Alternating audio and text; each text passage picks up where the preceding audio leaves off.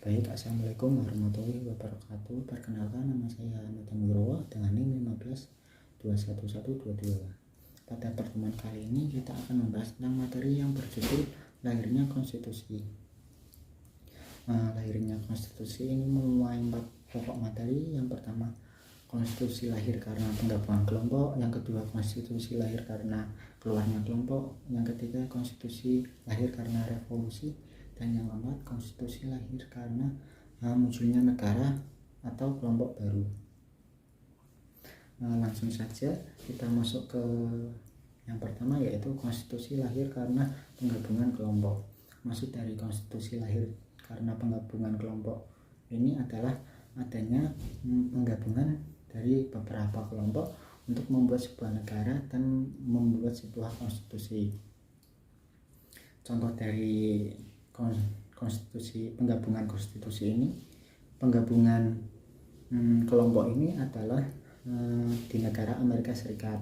Amerika Serikat sendiri itu adalah negara penggabungan dari beberapa negara bagian.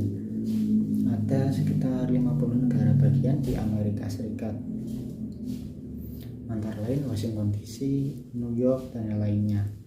Constitution of the United States adalah hukum tertinggi di Amerika Serikat. Konstitusi ini diselesaikan pada tanggal 17 September 1787 melalui konvensi konstitusional di Philadelphia dan Pennsylvania. Kemudian diadakan konvensi di setiap negara bagian tersebut. Kemudian masuk ke materi yang kedua, yaitu konstitusi lahir karena keluarnya kelompok. Maksud dari konstitusi lahir karena keluarnya kelompok adalah keluar dari kerajaan atau adanya peperangan yang mengakibatkan perpecahan dan membuat masing-masing negara tersebut membuat konstitusi tersendiri. Contoh dari konstitusi ini adalah negara Austria dan Hungaria. Nah, kekaisaran Austro dan Hungaria tersebut pernah berselisih dan mengakibatkan Hungaria kehilangan sebagian besar wilayah dan penduduknya.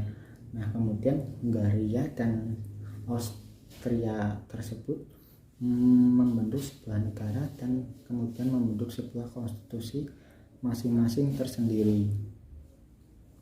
Kemudian yang ketiga, yaitu konstitusi lahir karena revolusi. Nah, konstitusi lahir karena revolusi, kita mengambil contoh yaitu revolusi Prancis.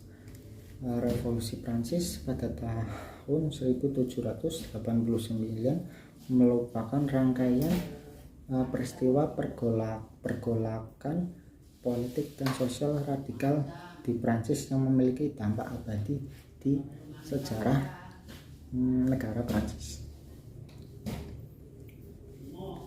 Revolusi ini bisa dikatakan revolusi terbesar di dunia yang mengubah tatanan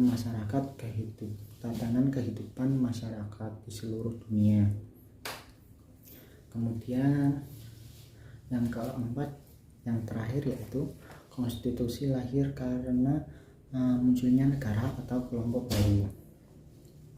Nah, maksud dari konstitusi ini adalah akibat adanya peperangan atau perpecahan yang mengakibatkan sebuah sistem pemerintahan itu hancur dan kemudian membentuk sebuah konstitusi dan muncul negara baru.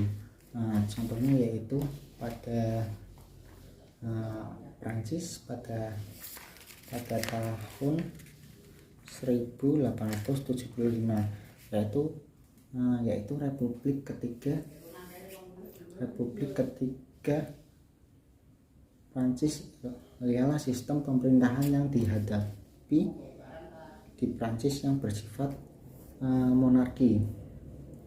dan diatur oleh konstitusi. Nah, Republik ketiga ini ialah yang awal mulanya sebagai sistem pemerintahan yang yang sementara, kemudian menjadikan Republik ketiga ini menjadikan sebuah sistem pemerintahan yang permanen di Perancis. Nah, Republik ketiga ini meliputi kamar deputi, senat, dan presiden. Mungkin sekian presentasi dari saya. Jika ada yang ingin bertanya, mungkin bisa ditanyakan di grup WA ataupun yang lainnya. Kurang lebihnya mohon maaf. Wallahul muwaffiq ila aqwamit thoriq. Wassalamualaikum warahmatullahi wabarakatuh.